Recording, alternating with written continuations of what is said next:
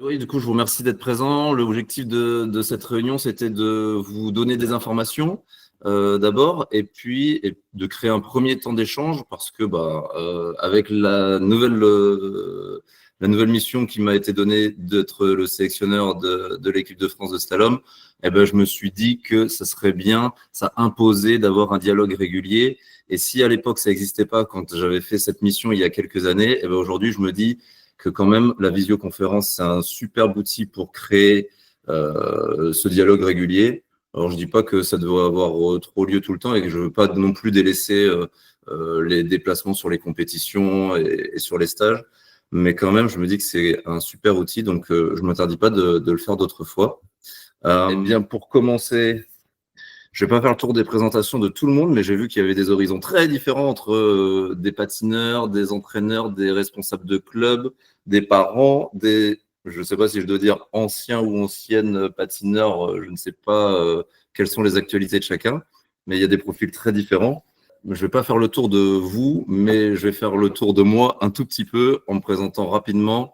Je vais faire une présentation sur deux sujets. D'abord sur mon implication fédérale, parce qu'il y a peut-être des gens qui ne me connaissent pas, vu qu'il y a des personnes a priori que je ne connais pas là dans la discussion, et puis je vois bien en me déplaçant depuis cette année et l'année dernière sur les compétitions qu'il y a des personnes on ne se connaît pas, donc je voulais repréciser quelques petites choses. D'abord sur le fait que j'étais prestataire pour la fédération et que je n'étais pas salarié ou contractuel pour la fédération.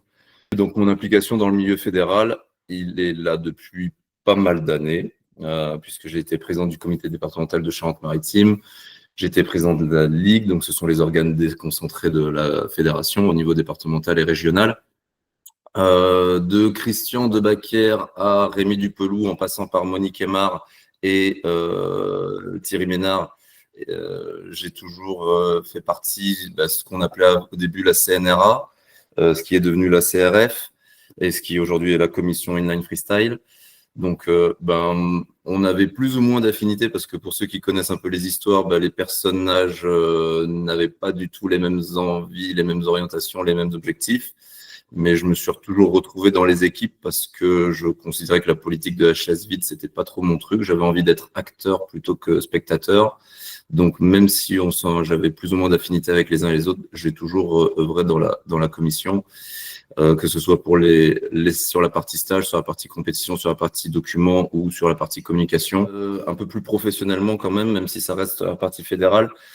J'ai été 12 ans référent national des formations de freestyle. C'est la place qu'occupe maintenant Oscar Briex. Et puis, 2009-2018, pendant 10 saisons, j'ai eu déjà l'honneur de faire ce poste-là de sélectionneur de l'équipe de France. Ça, c'est peut-être pour la partie fédérale. Et puis, sur la partie un peu plus sur mon parcours professionnel, je fête cette année les 20 ans de l'obtention de mon BE2. C'est un diplôme qui n'existe plus. Il est remplacé par un DES GEPS maintenant avec une option roller. Et puis j'ai commencé ma carrière il y a 24 ans, d'abord en tant que salarié dans un club qui est parmi nous ce soir, je crois, qui est les Sauterelles du côté de la Charente-Maritime vers La Rochelle. Et donc c'est les Sauterelles à Maran. Donc j'ai été salarié 7 ans là-bas. Et puis après, je me suis créé mon activité propre avec Roule que je dirige aujourd'hui. Et donc, ça fait maintenant 2025, ça fait des années ça fait 17 ans que voilà, je suis à mon compte et que Roule est un réseau de moniteurs professionnels et d'éducateurs professionnels et également de sportifs. J'aurais pu préciser pour terminer que quand même j'habite dans la région niortaise depuis une douzaine d'années et puis j'ai 42 ans. Voilà. Allez, fini les présentations et puis on va attaquer dans le vif du sujet avec les orientations de l'équipe de France parce que je pense que c'est ça qui vous intéresse un petit peu plus. Et puis les orientations de l'équipe de France, je vais commencer avec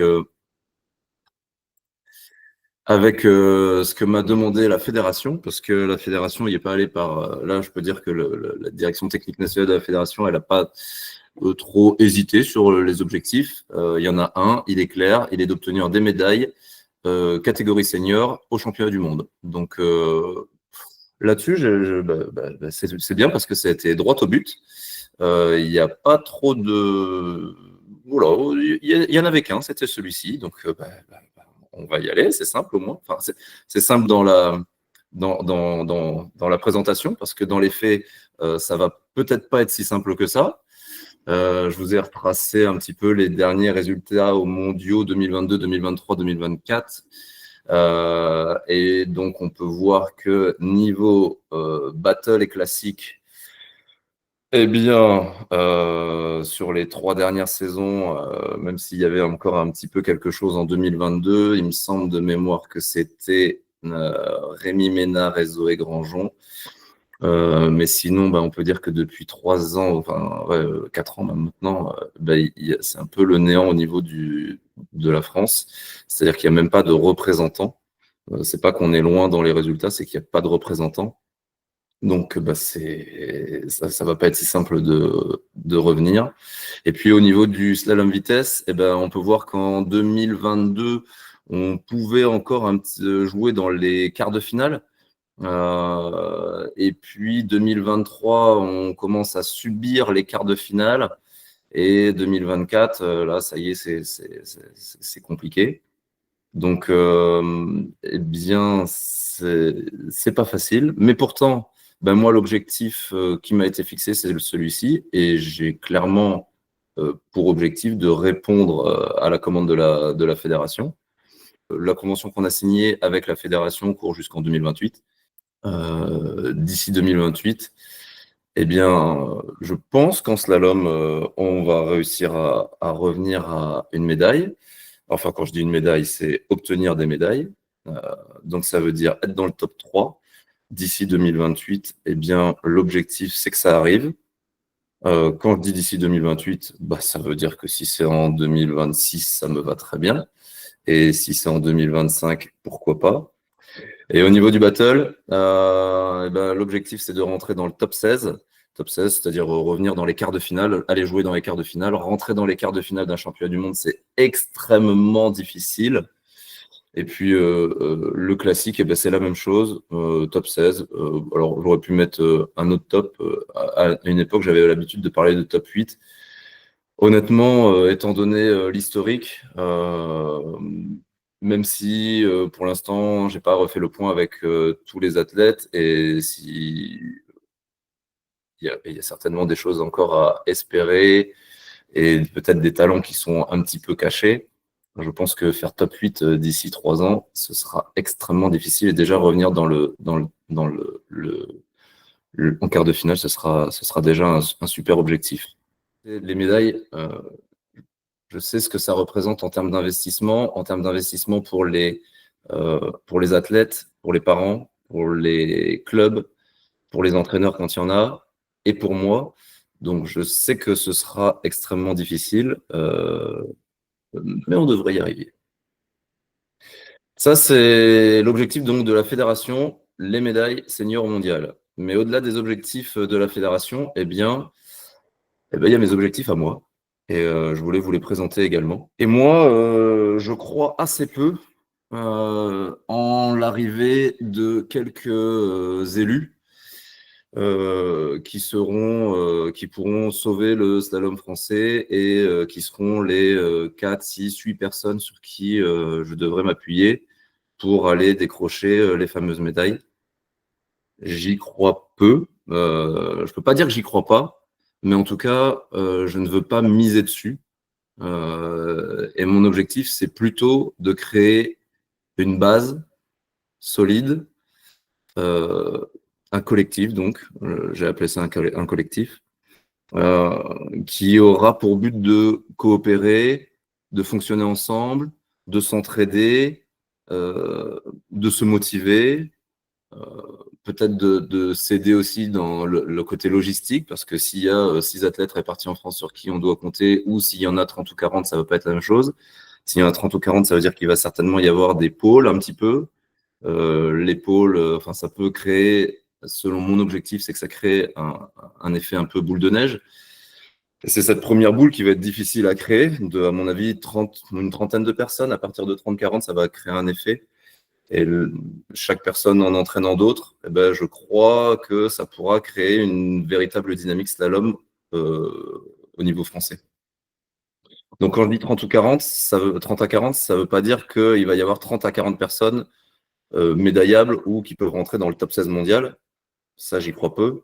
D'autant qu'à mon avis, le sport est organisé de telle manière en France que un athlète, je le vois mal à son top niveau potentiel sur une longue période.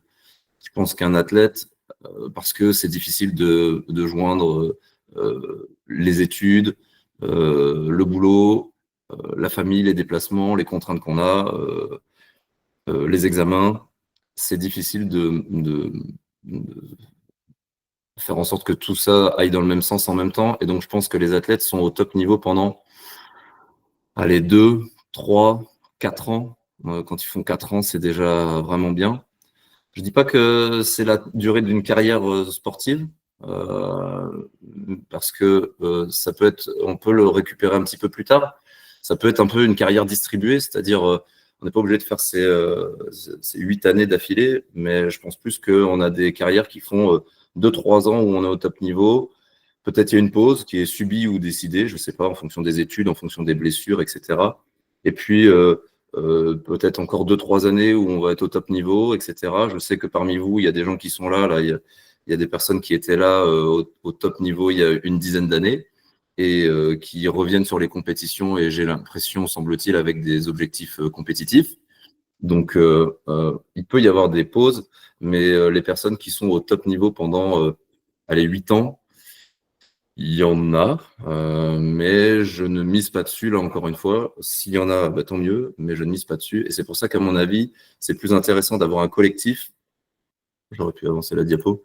C'est plus intéressant d'avoir un collectif d'où il y aura quelques personnes qui sortiront. Il y aura à un moment donné ces athlètes. Et moi, ce sera beaucoup plus facile de décider qui doit rentrer dans cette sélection parce que là, il y a une blessure, parce que là, il y a des manques de disponibilité, parce que là, il y a des opportunités, parce que là, je ne sais quoi. Ce sera beaucoup plus facile, entre guillemets. Mais en tout cas, c'est comme ça que je veux fonctionner, avoir un collectif d'athlètes assez conséquent, qui soit capable d'aller jouer au niveau mondial, et peut-être que il y en a qui resteront tout le long et qui seront peut-être des fils rouges. Et puis, il y en a d'autres qui arriveront, repartiront en fonction de ce qui arrive.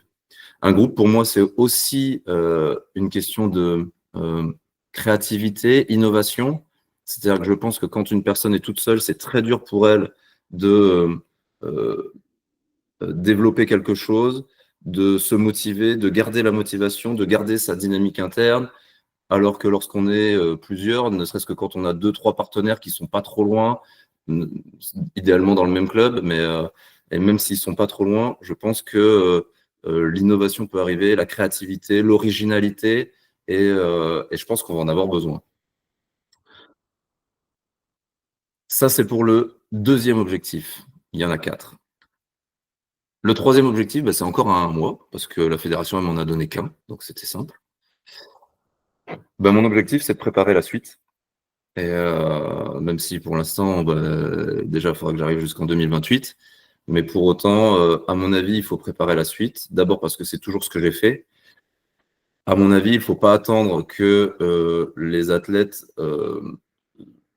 qu'un groupe d'athlètes commence à, je vais le dire un peu brutalement, décliner pour créer la génération d'après.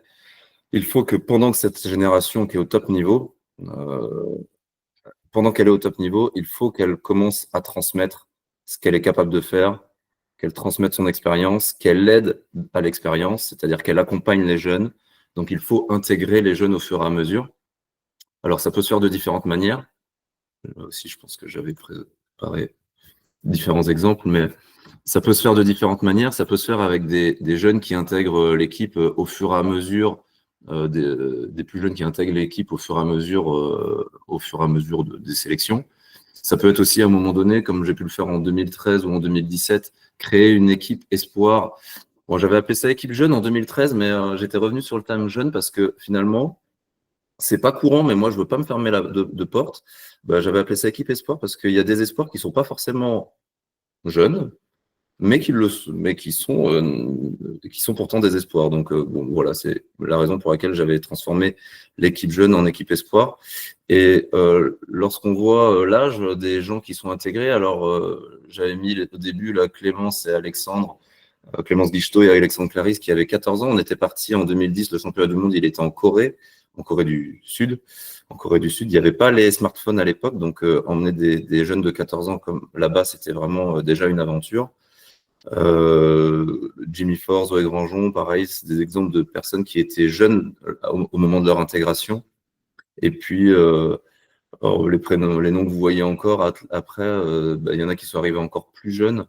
Les plus jeunes, ça a pu être, à mon avis, dans l'équipe 2017, Alban Devort et Marie Lecomte, qui sont encore des personnes, en tout cas Marie, que j'ai pu voir encore réaliser de très belles performances.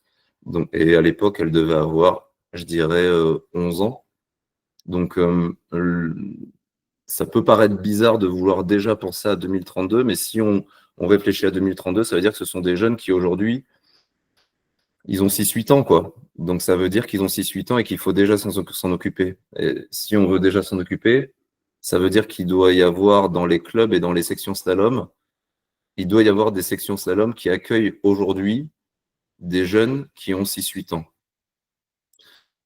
Et pour ça, ça va demander peut-être quelques réflexions, quoi. Peut-être quelques moyens. C'est vrai que ça peut paraître bizarre, mais je lance ça ici. On va reparler un petit peu en face de chaque objectif. Moi, j'ai prévu de vous dire un petit peu quels étaient les moyens qui me semblaient nécessaires. Donc peut-être qu'il y aura des questions là-dessus, mais peut-être qu'il faudrait des outils pour accompagner le fait que moi, dès 6-8 ans, eh bien, peut-être une école de patinage qui intègre du slalom, peut-être intégrer, faire des sections slalom qui intègrent des jeunes très très jeunes. Ça veut peut-être pas dire qu'il faut leur faire que du slalom. Ils peuvent avoir un complément d'école de patinage ou d'initiation derrière, mais commencer à les intégrer à une vision, à faire du slalom, à mon avis, euh, c'est essentiel si on veut préparer la suite. Ça, c'était le troisième objectif. Et puis, eh ben, il y en a un quatrième. C'est vrai que j'ai mis que, mais bon, c'est ce que je vous ai dit tout à l'heure, qu'une équipe, ce sont pas que des talents.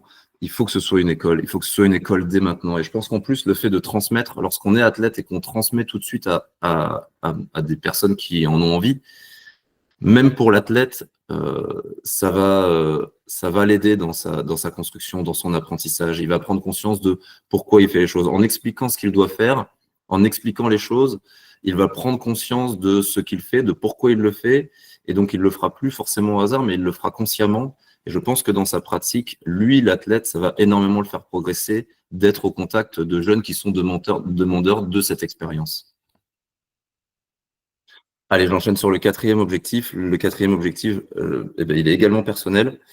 Et lorsque j'ai présenté le dossier à la fédération, c'était il y a quelques mois, c'est quelque chose que j'ai mis en avant. Je suis parti pour certaines raisons, et ces raisons-là, je ne veux pas les oublier. Et si je reviens, eh ben, j'oublie pas les raisons pour lesquelles je suis parti. Et donc, il y a des valeurs que je ne veux pas, que je veux diffuser. Il y a des valeurs qui correspondent soit le groupe, soit moi personnellement, et ce sont pas les mêmes. De mon côté, j'ai vu des moments où la priorité n'était plus le sport ou les sportifs, et où la priorité c'était devenu autre chose. Peut-être la communication, peut-être le confort, je vais dire ça comme ça. Et moi, je n'accepterai pas les commandes qui ne privilégient pas le sport ou le sportif. Bon, on verra ce que ça implique. Mais en tout cas, je porte mes valeurs et je veux les maintenir. Et d'autre part, j'ai précisé à la fédération qu'il y a certaines choses. Le sport de haut niveau, il implique le fait qu'il y a des logistiques et des organisations euh, un peu démesuré, et ça, je le comprends. Mais je pense qu'il y a des limites il faut être vigilant sur les limites que le sport de haut niveau peut impliquer. Et il y a un moment donné où je ne veux pas effacer ma conscience pour euh, mes objectifs professionnels.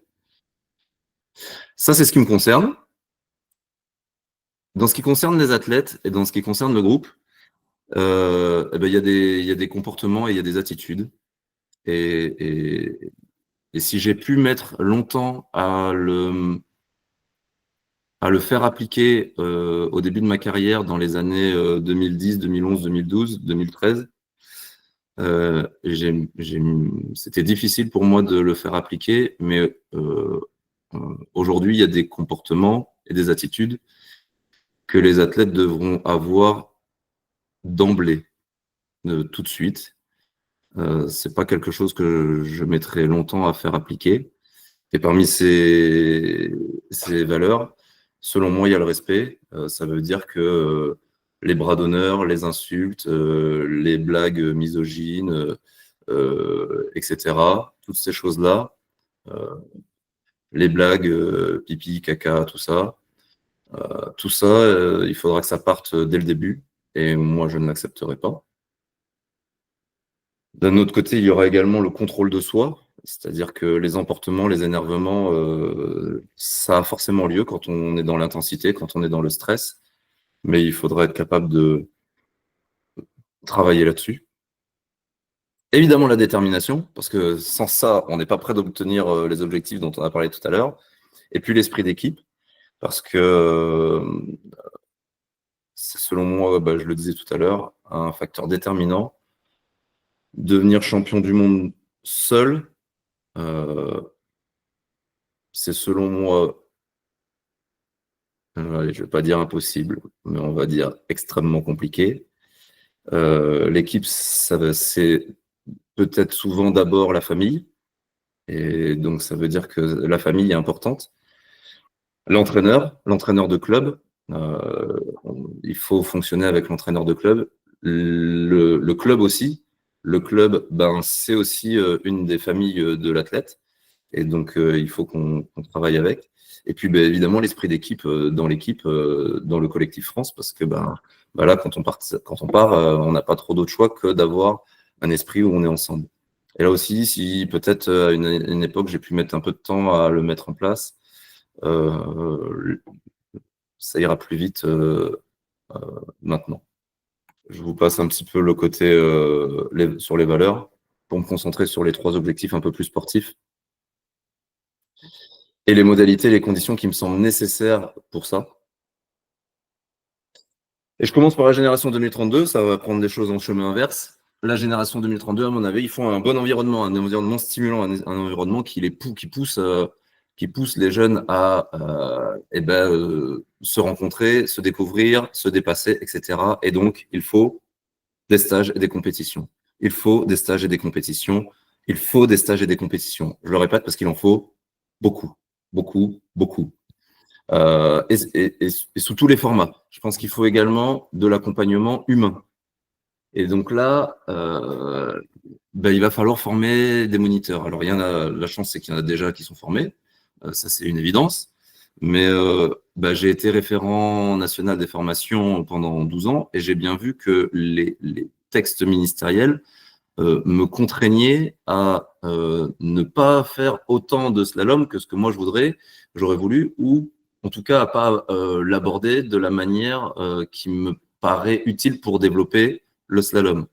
Je vais vous donner un exemple, c'est qu'il faut que les gens obtiennent leur diplôme, parce qu'ils font des formations, il faut qu'ils obtiennent leur diplôme. Et si on se concentre sur l'obtention du diplôme, on est moins focalisé sur d'autres choses qui peuvent être intéressantes pour le développement du sport, mais qui sont parfois pas super utiles pour l'obtention du diplôme. Idem pour la sécurité.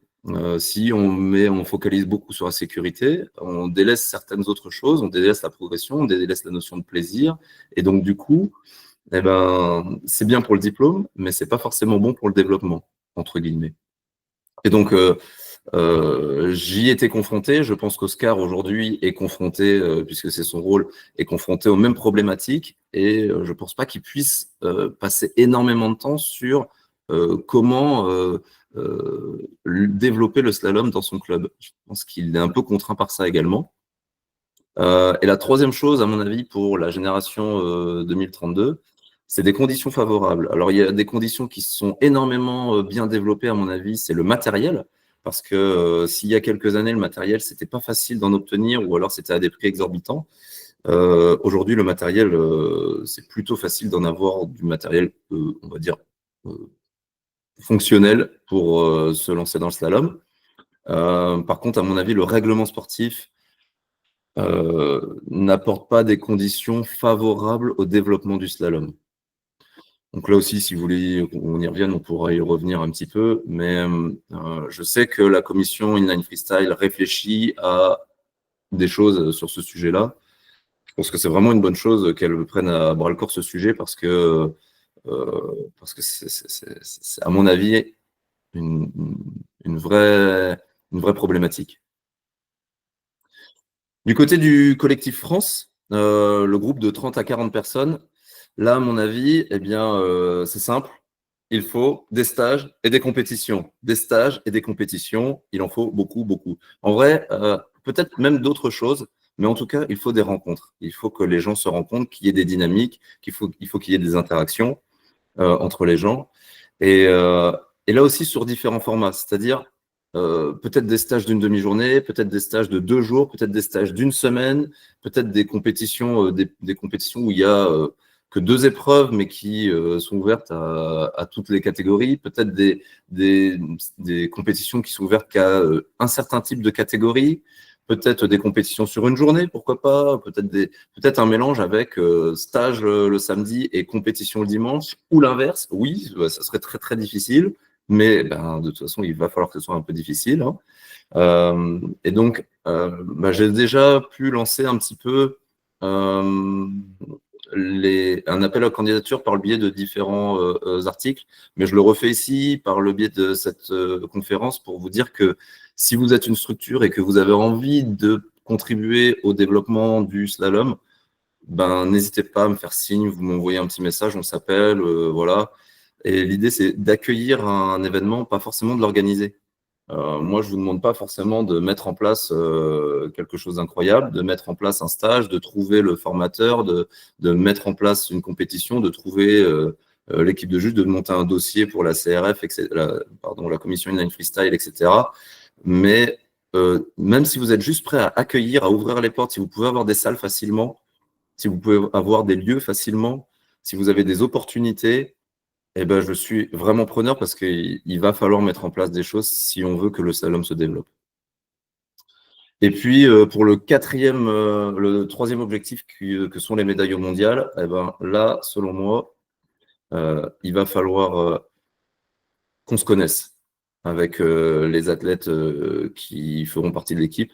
Il faut qu'on apprenne à se connaître, il faut qu'on apprenne à fonctionner ensemble, il faut qu'ils connaissent mon fonctionnement, il faut que moi je connaisse leur fonctionnement, qu'on connaisse nos habitudes, qu'on crée nos propres habitudes, il faut qu'on soit un vrai groupe, qu'on crée une harmonie entre nous, qu'on sache comment on fonctionne à tous les niveaux, même avec les entraîneurs de club, il faut qu'on sache comment on fonctionne.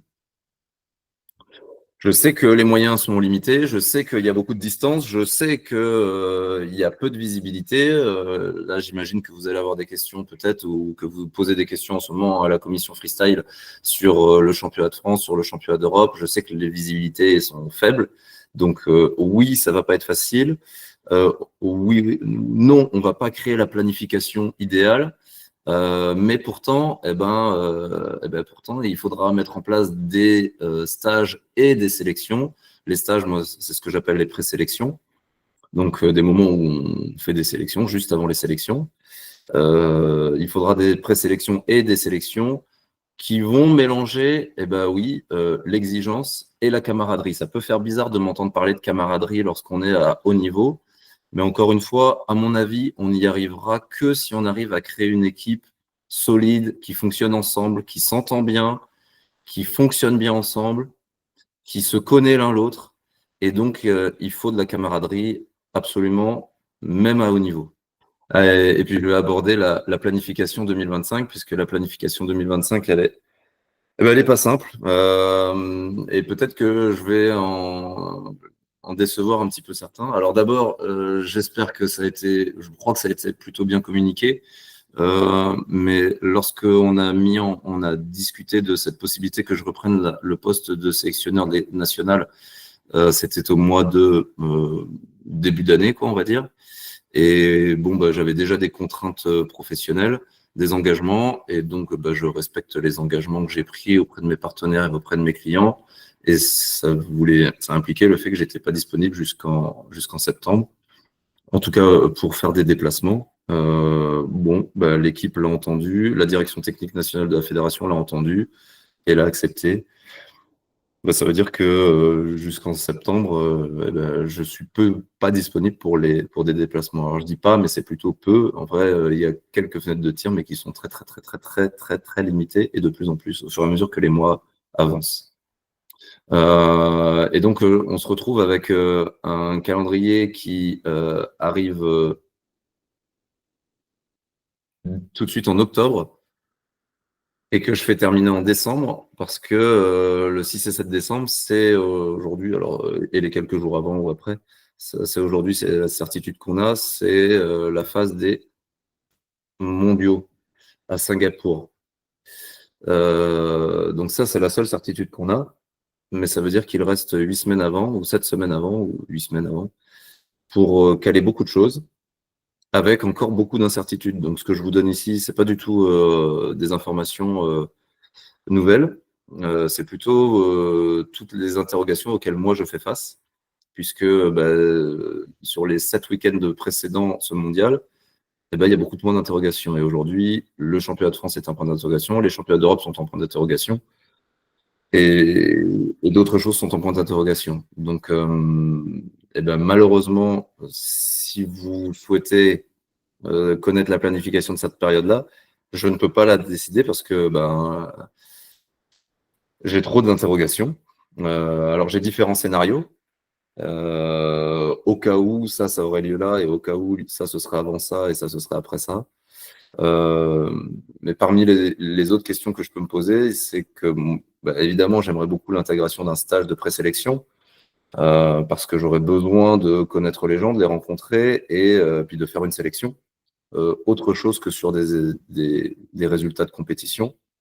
Il y a des personnes qui me disent que c'est pas compliqué, il suffit de prendre le classement national ou les résultats du championnat de France et puis de dire, ben voilà, 1, 2, 3, voilà les personnes qu'on vous sélectionne et puis c'est terminé. Alors si je le dis euh, agréablement, je dirais que c'est pas une parfaite vision d'un fonctionnement humain. Et là, on fonctionne avec des humains, des sportifs, une équipe. Et à mon avis, si on applique une méthode mathématique pour pour prendre des décisions humaines, ça me paraît pas la bonne méthode. Euh, Au-delà de ça, je trouve que c'est pas avoir une haute considération du rôle de sélectionneur si on dit bah, le sélectionneur, il a juste à prendre une liste et à cocher 1, 2, 3. Bon, bah, à mon avis, ce n'est pas que ça, être sélectionneur. Euh, il m'est arrivé de décider que certaines personnes ne participeraient pas aux compétitions, aux sélections, alors qu'elles avaient le potentiel ou qu'elles étaient sur le papier les personnes qu'il fallait sélectionner. Parce que, ce qu'on a pu dire avant, le collectif, le groupe, les valeurs, eh ben, tout ça aussi, il faut le respecter. Et puis, il y a aussi d'autres choses qu'en général, les gens ne savent pas et ne doivent pas savoir. C'est les secrets. Il y a les sportifs ont des secrets. Et derrière le sportif, il y a les humains. Et lorsqu'ils se confient et lorsqu'ils disent des choses, eh bien, le sélectionneur, son rôle, c'est de prendre en considération aussi ces informations-là. Et du coup, ça peut faire en sorte qu'il y a des choix qui se font et des décisions qui se prennent en fonction de ce que l'on sait et que l'on ne peut pas forcément traduire au grand public. Donc, encore une fois, bah, la sélection, elle peut, à mon avis, elle ne doit pas avoir lieu, elle ne doit pas se faire uniquement sur des résultats. Donc, un stage de présélection, ce serait une bonne chose. Est-ce qu'il faut prendre en compte le championnat de France pour les sélections? C'est une question que je me pose parce que vous voyez les dates. S'il y a un championnat, si la décision c'était de participer à un championnat d'Europe et que les championnats de France sont la semaine d'avant, ça va être difficile de dire aux gens réservez vos dates et on va prendre les billets d'avion 4 jours avant. Ça va pas être possible. Donc peut-être qu'il va ne pas falloir prendre en compte les championnats de France pour les sélections. Peut-être qu'on va être absent sur un ou deux ou trois événements.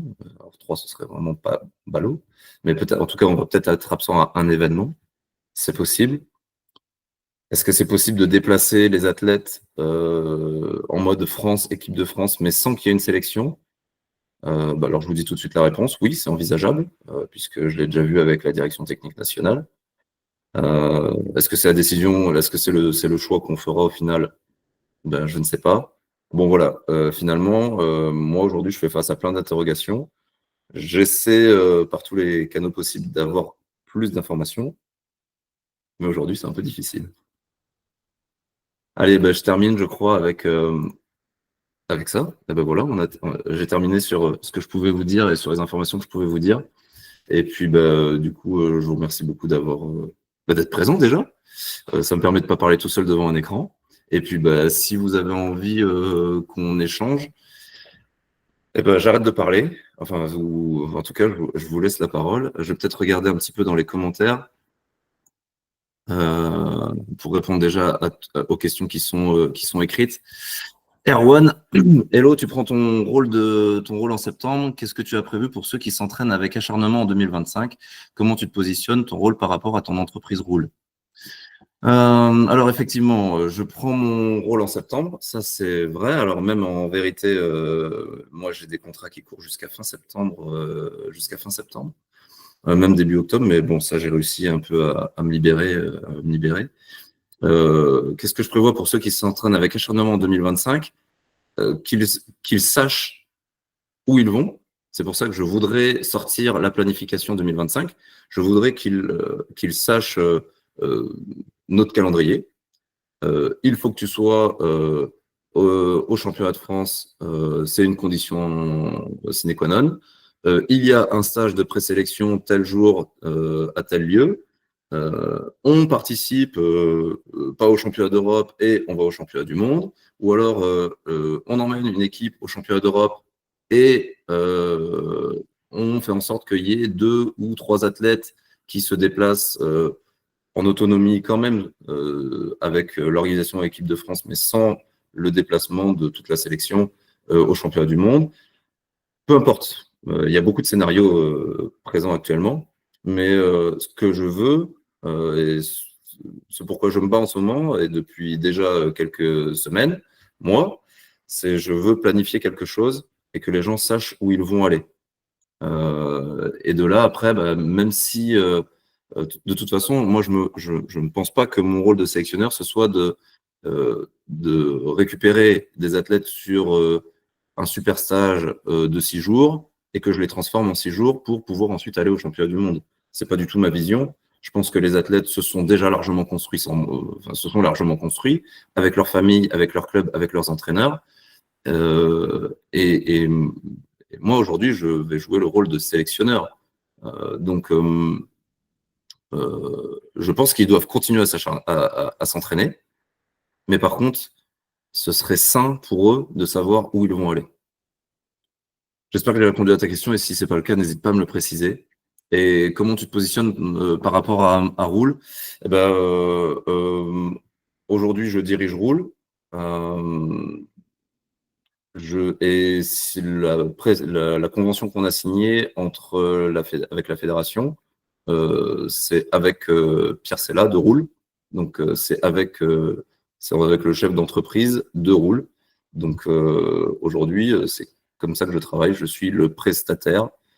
Pierre Roule est prestataire de la fédération de roller et de skateboard. Donc, comment je me positionne? Je ne sais pas si ça répond à ta question, mais en tout cas, pour l'instant, c'est ma réponse. Si tu veux plus de précision, n'hésite pas. Joseph Chevalier, si par chance tu parviens à organiser un ou des stages de présélection, intégreras-tu les espoirs dans ces stages pour renforcer la cohésion? Je peux quasiment te répondre avec certitude que non. Pour la raison, parce que il y a mon objectif dans l'ordre, c'est de créer un collectif français. Et donc, je vais d'abord me focaliser sur ce collectif. Et donc, dans l'idéal, j'aimerais déjà pouvoir organiser quelque chose pour déjà, bon, je m'avance, déjà pour une vingtaine d'athlètes. Donc, ça me paraît extrêmement ambitieux, mais j'aimerais déjà toucher une vingtaine d'athlètes d'ici le mondial 2025.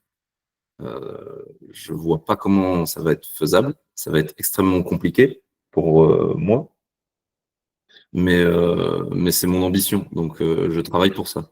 Et donc, déjà que ça me paraît ambitieux, c'est sûr que il y aura pas l'équipe espoir enfin, si par équipe espoir tu entends la génération 2032, moi ce que j'ai présenté comme génération 2032, non, il y aura pas la génération espoir. Après, vu la discussion qu'on a eue et le tableau que j'ai dressé, j'ai envie de dire que de toute façon, il va y avoir l'équipe élite aujourd'hui, elle est très restreinte. Et donc, il y aura forcément des gens qui aujourd'hui peuvent pas aller jouer au niveau mondial, mais qui seront là. Donc, quelque part, on peut dire que c'est un peu désespoir. Joseph, j'espère que j'ai répondu un peu à ta question. Oui, c'était Marie vraiment Lecomte, clair. bonjour. Il y aura des changements sur les minima en speed. C'est probable. Pour te dire les choses, Marie, bonjour Marie. Pour ce qui est des critères, je sais pourquoi je les ai créés en 2016. Jusqu'en 2015, je ne sais pas si vous avez vu le tableau des médailles que j'ai diffusé sur différents réseaux, notamment sur Roller en ligne. Mais en fait, jusqu'en 2015, on gagne des médailles, mais ça devient difficile. Ça devient très difficile, alors qu'en 2013, on a la récompense internationale de Best World Team. Donc, on est l'équipe qui a le plus gagné. Et en 2015, ça devient très, très difficile. En 2016, le championnat du monde est en Thaïlande et on se fait exploser. Et pour les étapes précédentes, ça a été très difficile aussi. On les a très mal vécues. Je les ai très mal vécues. En fait, on est resté sur notre dynamique à avoir 3-4 médailles mondiales jusqu'en 2015 et tout d'un coup, boum, plus rien. Et je me suis dit que c'était pas possible. Il y a une phrase que je me suis beaucoup répétée, je ne vais pas te la dire, et qui a fait en sorte que on a eu un débriefing mémorable. Peut-être qu'il y a des gens qui sont là et qui l'ont connu, dans les sous-sols d'un gymnase en Thaïlande où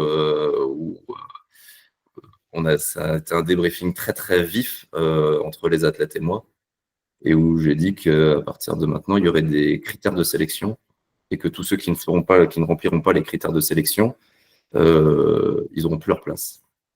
Ça a été un moment très douloureux et c'est aussi un moment qui a fait que j'ai perdu des athlètes.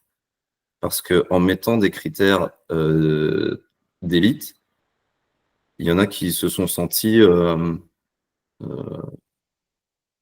ils ont senti qu'ils n'avaient plus leur place. Et effectivement, pour l'objectif que j'avais à ce moment-là, ils n'avaient plus leur place. Donc, en 2015, il y avait des critères. Mon objectif, c'était qu'il y ait des critères.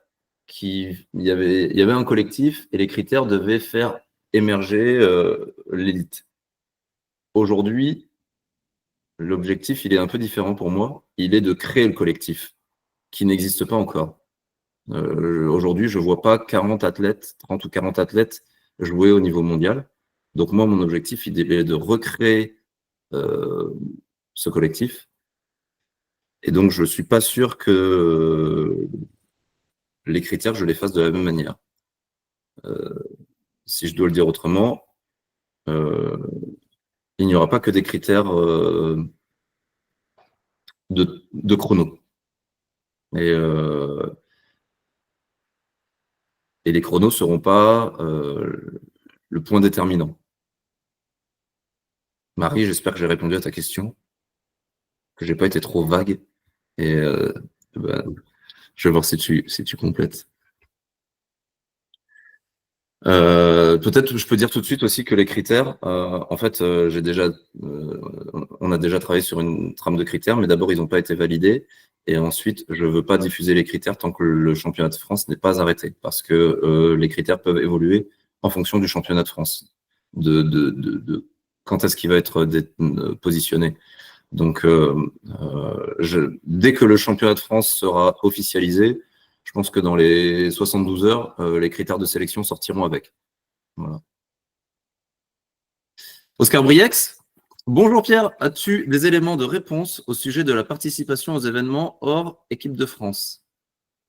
Par exemple, si l'on est hors sélection, sera-t-il envisageable de participer aux Europes ou mondiaux? Eh bien, tout à l'heure, je disais que c'était possible d'envoyer des représentants de l'équipe de France sans qu'il y ait toute une sélection. Ça, c'est déjà, on l'a déjà évoqué avec la direction technique nationale, et c'est déjà possible. Alors évidemment, dans plein de conditions. Par exemple, une des conditions, c'est que c'est pas possible pour des mineurs. Donc il y a des conditions, mais ça, c'est possible. Alors, si c'est des événements complets, après, si c'est que des gens qui ne font pas du tout partie de l'équipe de France puissent participer aux mondiaux ou aux Europes, eh ben là, ça dépendra des wildcards et des choses comme ça. Donc, ça dépend des événements, j'ai envie de dire. En tout cas, moi, je m'y opposerai pas, si c'est ça la question. Après, la décision ne viendra pas que de moi sur ce sujet-là. Mais moi, je m'y opposerai pas. De la même manière qu'à une époque, j'ai pu emmener l'équipe de France et sur place, moi j'étais avec l'équipe de France et on retrouvait Igor Cheremetiev et Chloé Serres qui n'étaient pas en équipe de France. Et ben, on fonctionnait quand même ensemble, on était quand même ensemble, mais pour diverses raisons, eh ben, on ne pouvait pas être ensemble, ils ne pouvaient pas faire partie de l'équipe de France. Mais je pense que si des gens peuvent prendre de l'expérience, peuvent aller représenter la France, c'est toujours bon à prendre. Espérons qu'ils le fassent bien. Xavier, le Poids-de-Vin est-il prévu d'aider les jeunes des clubs, les jeunes clubs et les jeunes entraîneurs à emmener des gens en compétition? Support, matériel, information, etc. Moi, j'espère vraiment, Xavier, que c'est un axe sur lequel va travailler la commission freestyle ou la fédération, parce que je pense que s'il n'y a pas les clubs, ça ne marchera pas. Et en plus, je pense qu'il est urgent. Je vous ai dit que j'ai été président de comité départemental et président de ligue. Donc forcément, j'ai été confronté aux clubs qui ne veulent pas s'affilier, aux clubs qui ne prennent pas de licence, etc. Et moi, je pense qu'il est urgent pour le milieu fédéral de donner des outils et d'apporter des outils de fonctionnement aux clubs et aux entraîneurs. Donc, est-ce que ça doit être des supports, du matériel, de l'information? De l'information, je pense que entre guillemets, je peux pas dire que ça coûte rien, ça demande du temps et de l'énergie, mais bon, quand même.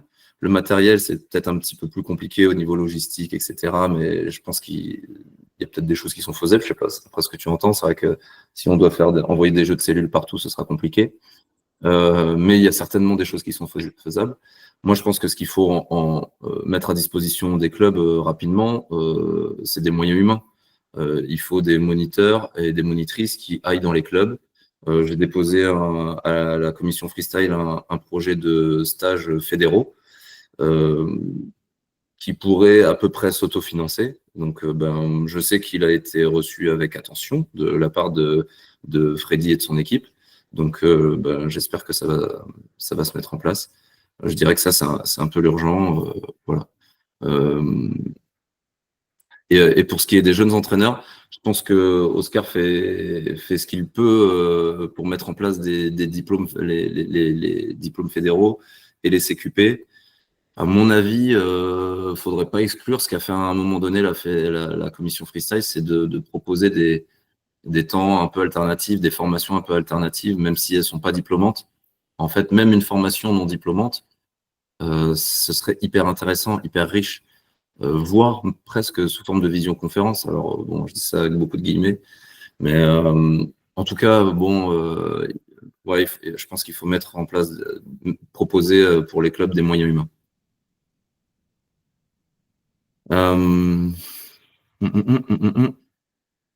Joseph, il a plein de questions.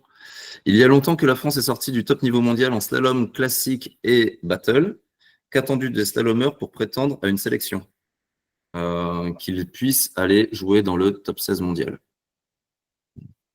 Voilà, là, ils pourront être sélectionnés. Pour ça, il va y avoir des sélections qui ne seront pas le championnat du monde. Il va y avoir des sélections qui vont être des outils pour avoir de l'expérience et qui permettront ensuite d'aller au championnat du monde. Mais donc l'idée, c'est pas de former tes athlètes pour qu'ils soient tout de suite top 16 mondial, mais mon objectif à terme, c'est ça quand même. Là, l'objectif, c'est de les former pour qu'ils aillent faire des compétitions internationales, 2 étoiles, 3 étoiles, et qu'ils aillent jouer dans les faut qu'ils aillent jouer dans les finales. Alors, selon les événements et selon le nombre, est-ce que c'est les demi-finales ou les quarts de finale? Mais si un athlète vient en battle et qui joue pas dans les finales, c'est pas intéressant. On va le déplacer pour qu'il fasse ses 2 runs de pré-qualif. Pas d'intérêt. Enfin, pardon. Moins d'intérêt. C'est pas une optimisation des intérêts. Donc, l'idée, c'est que sur les événements qui vont arriver, il faut qu'ils rentrent dans des phases finales. En classique, il faut que la personne allie figure technique, freestyle, expression corporelle, vitesse, rythme, création chorégraphique, fluidité, continuité. Il faut des athlètes polyvalents. Et même si aujourd'hui, c'est pas ce qui fait gagner, pour l'instant, c'est ce que je vise. Freddy Coquelin, bonjour Freddy, bonjour président. Il n'y a plus de wildcard. Mince. Eh ben, merci Freddy pour cette information. Arthur Sorge, bonjour. Concernant les stages que tu comptes organiser, est-ce que les juniors participeront ou c'est réservé aux seniors? C'est ouvert à, j'ai envie de dire, à tous les âges. Donc, sur les stages, alors il y a différents types de stages. Il y a des stages de présélection. Là, l'objectif, c'est lors de ce stage, on va déterminer qui va partir sur quelle compétition internationale. Donc là, on peut dire que c'est plutôt l'élite. Je sais que la commission freestyle prévoit également de mettre en place des stages nationaux qui ont pour objectif de récompenser les personnes qui sont les meilleures classées sur le classement national. À titre personnel, je trouve que c'est vraiment une très bonne chose. Et au-delà de ça, donc il y a les stages de présélection, les stages nationaux qui sont des sortes de récompenses pour que les athlètes performent encore plus et se rencontrent. Et il y a les stages fédéraux. Là, c'est plutôt un projet qui devrait. Enfin, j'espère que la commission voudra bien mettre en place. Après, il y a plein de stages un petit peu partout. Si vous vous renseignez, je pense qu'il y a plein de stages un petit peu partout auxquels vous pouvez participer en slalom. Mais en tout cas, l'idée, c'est pas de les réserver aux seniors. Si la question, tu as mis junior et senior, je réfléchirais plus en termes de élite et espoir. Parce que des fois, il peut y avoir des juniors qui sont déjà dans l'élite. Et voilà. Hervé Guillou. Mais bonjour Hervé. Bon retour en équipe de France, mais pas question que de bonnes choses pour cette nouvelle aventure. Ben oui, oui, effectivement, c'est vrai. Mais j'espère qu'on te verra, Hervé, à droite à gauche, et qu'on aura l'occasion de se recroiser. J'ai l'impression qu'il n'y a plus de questions dans le chat. Et il est 19h59, ça tombe quand même sacrément bien. Fred lève depuis 20 minutes. Et Fred Fade, bonjour Fred Fade, est-ce que tu veux poser ta question à l'oral ou est-ce que tu peux l'écrire? Non, je préfère le faire à l'oral. Bon, je préfère le faire à l'oral. Déjà, ben, bon retour, bonjour à tous, et puis toi, bon retour dans l'équipe de France. Alors, tu as répondu aux questions tout à l'heure, mais c'était concernant les stages. Si ça se passe à... Parce que la difficulté, ça va être la difficulté géographique, c'est-à-dire que si tu le fais dans l'Est, tu vas avoir que des compétiteurs de l'Est, et tu veux créer euh, un collectif. Mais tu vois que ça va être un peu pénalisant pour ceux qui sont de Biarritz ou du Sud-Ouest, quoi. Ou si tu le fais dans le Sud-Ouest, tu vois, ça va être pénalisant pour ceux qui sont de Strasbourg. Je sais pas comment tu peux faire là-dessus. Merci. Eh bien, je donne deux éléments de réponse. Le premier, c'est qu'il en faut beaucoup des stages dans plein de différents lieux. Tout à l'heure, je disais sous différents formats. Donc, il faut qu'il y ait des stages aussi bien à Chambéry qu'à Biarritz ou à Strasbourg, je ne sais plus. Enfin, partout. Et il faut qu'il y ait des stages partout. Alors, peut-être qu'il y a des endroits où ça va être un petit peu plus concentré, ça j'en ai conscience, mais il faut qu'il y en ait partout. Selon les formats, bah, peut-être qu'il y a des endroits où c'est vrai que si c'est des stages de 4 jours, ça se fera peut-être à des endroits qui ont plus la possibilité d'accueillir ça. Donc, ça, c'est un premier élément de réponse. Et le deuxième élément de réponse, c'est que euh, faire en sorte qu'une équipe qui est éparpillée sur le territoire fonctionne ensemble. Et ben, je vais me permettre de dire que j'ai l'habitude de faire ça, que ce soit dans mon cadre professionnel actuel ou que ce soit avant avec l'équipe de France. Oui, c'est difficile. Oui, ça implique des fonctionnements qui ne sont pas les mêmes que dans un club où on se retrouve toutes les semaines. Mais bah, je pense que je saurais euh, créer une équipe, même si elle est un peu répartie sur le territoire. Là encore, tout à l'heure, je parlais de modalités logistiques, et c'est là où il faut qu'on soit ensemble. Si il y a un parent, un athlète là, un athlète là, un athlète là, ça va être compliqué. S'il y a trois parents qui sont à une demi-heure de route, ça veut dire qu'on peut faire du covoiturage, ça veut dire qu'on peut fonctionner ensemble, ça veut dire qu'on peut accompagner des gamins, ça veut dire et ça veut dire aussi qu'il faut compter sur. Moi, je compte dessus. Hein, il faut compter sur les familles. Les familles, c'est les premiers partenaires des sportifs. Hein, et il faut compter sur les clubs parce que les clubs aussi ont les moyens, enfin, ont des moyens, pardon. Bah, il faut qu'on s'appuie là-dessus. Mais faire fonctionner une équipe qui est géographiquement distante, euh, je saurais faire. Alors, j'ai un autre truc aussi. Euh, mais tu voulais pas trop répondre, c'était concernant les critères. Les critères, donc tu as les critères, bien sûr, l'autre il a fait un 2 et 3 voilà, bon ben ok. Après, tu rajoutes que ça se passe pas que comme ça, parce que sinon, presque tout le monde pourrait être sélectionneur et dire, bon ben voilà, tu as fini premier, on te prend, deuxième, voilà. Donc ça, tu as voulu garder le secret un peu des critères que tu veux dévoiler plus tard. C'est plutôt sur le savoir-être et tout ça. Et c'est juste pour compléter ça avec bon, je pense qu'au foot, t'es un peu une quiche, tu connais pas trop le foot. Mais tu vois, Adil Rami a été un élément de l'équipe de France de foot qui n'était pas au top au niveau technique, physique, tout ça, sauf que il a mené le groupe, il a balancé tout ce qu'il fallait, tout ce qui était bon, même s'il a joué que, je sais pas, 10 minutes dans des matchs. Et je trouve ça l'idée pas mal, quoi. Après, bah, il faut jongler avec comment dire, le compétiteur qui va pouvoir faire ça. Et voilà, bah, ça, c'est hyper délicat et je pense que peu de personnes peuvent faire ça, quoi. Donc, sois fort là-dessus, bonne chance.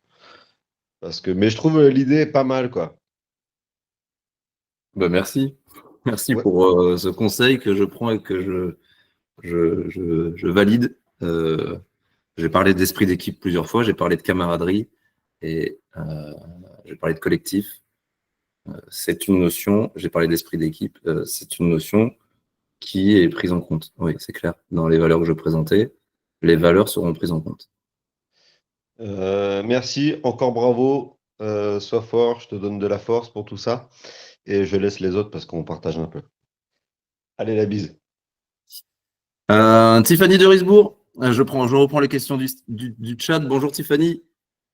Bonjour Pierre, félicitations pour ta nomination à ce poste. Question budgétaire, comment envisages-tu de répartir ton budget équipe de France entre les stages, les sélections et les déplacements? J'aimerais y répondre, mais ça dépend de la planification. Dans un monde idéal, moi j'aimerais qu'il y ait euh,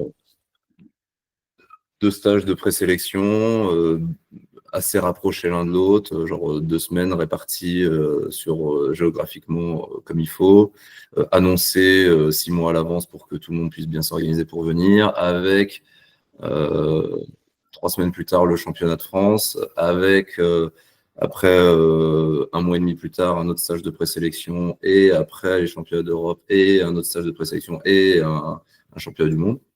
Bon, ben là, on n'est clairement pas dans ce cas de figure, donc ça ne va pas arriver. Donc, comme je disais tout à l'heure, ou si je reviens sur la diapo d'avant, j'ai beaucoup trop de points d'interrogation pour pouvoir répondre à cette question. Et aujourd'hui, dire est-ce que on va mettre du budget sur le championnat du monde ou sur le championnat d'Europe, même cette question-là, aujourd'hui, je ne peux pas la décider puisque je ne sais même pas si vraiment il va y avoir un championnat d'Europe. Et s'il a lieu, je ne sais pas quand. Et s'il a lieu, je ne sais pas s'il sera éloigné du championnat de France. Donc, euh, voilà. Après, je trouve que les deux sont toujours intéressants, aussi bien les stages que les sélections. Il y a je sais qu'il y a des personnes qui sont adeptes pour dire il faut faire que des sélections et les stages, c'est de la perte de temps et de la perte d'argent parce que c'est dans la condition réelle, c'est dans le stress qu'on forme les athlètes. En plus, ils prennent de l'expérience. En plus, ça peut aider les personnes qui n'ont pas les moyens financiers de se déplacer sur les compétitions. Donc, il faut absolument leur donner de l'expérience, etc. Oui, c'est vrai. Mais je suis aussi également convaincu que pour créer un groupe, il ne faut pas attendre d'être sur la compétition pour créer un groupe. Il y a des choses qu'il faut mettre en place à la discrétion de tout le monde, sans stress, sans pression, sans fatigue, parce que les sélections, ça fatigue. Donc, je pense que les deux sont utiles et qu'il faudra jongler entre les deux. Je ne suis pas pour dire on mise tout sur les déplacements ou on mise tout sur les stages, sauf un déplacement pour l'échéance mondiale de fin. Kevin Giroud, bonjour, je suis dans le centre de la France, dans la Nièvre, et la discipline slalom n'est pas développée suite à l'accès difficile aux stages et aux compétitions, environ 2-3 heures de route minimum. J'aimerais développer cette discipline et permettre à tous les coins de la France de participer à des stages et des compétitions sans faire des heures et des heures de route. Des patineurs expérimentés pourraient peut-être plus facilement se retrouver. Qu'en penses-tu? Eh bien, merci pour ta proposition. Euh, oui, bah, pourquoi pas. Attends, ce que tu dis, c'est développer chez toi, du coup, faire participer, hein. Ou toi, te déplacer peut-être aussi pour aider. Je ne sais pas si la proposition, c'est que toi, tu accueilles des stages chez toi, ou si tu veux te déplacer pour aider à encadrer, parce qu'il me semble, Kevin, que tu es moniteur professionnel également. Donc, bah, tu es une ressource pour le slalom, c'est évident. Et si, tout à l'heure, on disait qu'il allait falloir mettre en place des activités, bah, j'espère que tu feras partie de l'aventure. Et si tu peux nous accueillir chez toi. Ah oui, bah, vas-y, je te laisse la parole. Excuse-moi, excuse-moi. Oui, pour appuyer justement ce que j'ai écrit. Donc, oui, l'idée, ce serait de développer un petit peu sur notre secteur, justement, le côté slalom, justement. Et quand je dis le développer sur notre secteur, c'est l'ouvrir à tous. Je sais que le slalom se développe beaucoup côté Bretagne, tout ton secteur, principalement toute la côte atlantique. Et sur notre partie à nous, on n'a pas énormément de choses. Alors, je pense qu'il y a deux compétiteurs de personnes qui sortent un peu du lot dans toute la France. Et je me dis qu'il y a peut-être des patineurs qui justement sont un peu perdus de ne pas pouvoir se trouver avec les autres. Donc ma proposition, c'est effectivement moi déjà de me déplacer personnellement s'il y a besoin d'aide ou quoi que ce soit à différents secteurs, ce que j'ai déjà fait, mais aussi d'accueillir tout ce qui est stage, comme tu me demandais tout à l'heure, tout ce qui va être stage, compétition, des lieux d'accueil. Voilà, nous on a des villages aussi qui sont accessibles. On peut le proposer et faire en sorte que les stages soient recueillis chez nous. Merci. Je garde ton numéro précieusement. Dès qu'on va vouloir mettre en place des actions, je sais que tu as les portes ouvertes et ça, je t'en remercie. Et puis, encore une fois, je me rappelle que tu pourras te déplacer, mettre en place des choses. Tiffany, comment ce budget sera réparti entre chaque discipline, slalom, freeride? Parce que a priori, pour l'instant, c'est plutôt du moitié-moitié, moitié slalom, moitié freeride. Après, après cette cette saison est une saison un petit peu particulière, donc ce sera pas moitié-moitié. Mais les autres années, je pense que ce sera moitié-moitié, sachant que cette décision ne m'appartient pas. Même si je propose des choses et voilà, mais cette décision, elle ne m'appartient pas. Pour Riders. Hello, possibilité d'avoir des documents ou mieux des visios sur comment intéresser les enfants au slalom, surtout les plus petits, et comment discuter avec les clubs pour essayer de mettre en place des créneaux de slalom. Alors, des documents pour aider sur les sections slalom,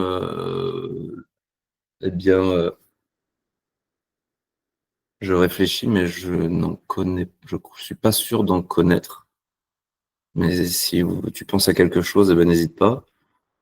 Après, là, c'est pas vraiment le rôle de l'équipe de France de créer des documents parce que moi, je dis à mon avis ce qui serait bien pour le haut niveau français en slalom, mais je peux faire des propositions, je peux éventuellement aider sur certaines choses, mais c'est pas le rôle de l'équipe de France de créer des documents, donc en tout cas pour la découverte du slalom, etc. Par contre, je pense que peut-être tu peux te rapprocher d'Oscar Briex qui s'occupe des formations. Il a peut-être quelque chose. Et sinon, encore une fois, je pense que dans un premier temps, ce qui peut aller très vite, c'est peut-être de faire appel à des moniteurs. Il y a quand même beaucoup de CQP. Je ne sais pas combien il y a de CQP slalom qui ont été validés, mais il y en a quand même un bon petit paquet. Donc, à mon avis, il faut trouver des moniteurs et puis les faire venir, quoi. Je ne sais pas si j'ai bien répondu à la question là. Bonjour Philippe Belin. Je ne sais pas ce que c'est que cette remarque dans un bocal. Freddy Coquelin, dans le cadre de la newsletter de juin 2025, un appel à candidature a été lancé par la commission pour l'accueil de stages nationaux. Je profite de cette vidéo pour renouveler l'appel. Ce serait vraiment, vraiment chouette et plus tôt ce sera, plus on pourra s'organiser. Oscar Briex, je me permets d'intervenir rapidement pour dire que la formation est le dispositif central pour développer les qualités pédagogiques. Super, merci, on est complètement raccord, donc n'hésitez pas, c'est Oscar Briex qui pourra peut-être aider là-dessus. Il est 20h15 presque. Je ne sais pas s'il y a d'autres questions. Moi, j'avais éventuellement une dernière diapo, mais c'est peut-être pas la peine. Et pour toute demande, oui, vous pouvez joindre. Voilà, Oscar a mis son adresse mail dans le chat, donc vous pouvez le joindre facilement. Je termine alors du coup, puisque visiblement il n'y a plus de questions. Je voulais remercier Freddy parce que c'était a priori pas du tout faisable que je revienne faire ça. C'était pas du tout dans mes projets encore en janvier 2025. C'était vraiment pas du tout dans les projets. Et puis il a trouvé des mots et donc il m'accorde beaucoup de confiance, donc je le remercie. N'hésitez pas, je relance l'appel si vous voulez. Pas forcément organiser, mais accueillir des événements, n'hésitez pas. Et puis oui, l'annonce des critères, ce sera juste après les championnats de France. Je vois qu'il y a peut-être encore une petite question. Qu'est-ce qui t'a fait revenir? Mais ça, on en parlera si tu veux à la discrétion de tout le monde. Voilà. Sur la question des règlements, j'ai déjà un peu travaillé dessus, mais peut-être que ça fera l'objet d'une prochaine visio. Et puis voilà. Bien, mesdames et messieurs, merci beaucoup d'avoir participé. Merci pour les questions, merci pour l'interaction. Et puis, je vous souhaite une bonne soirée et je vous dis à bientôt sur les terrains.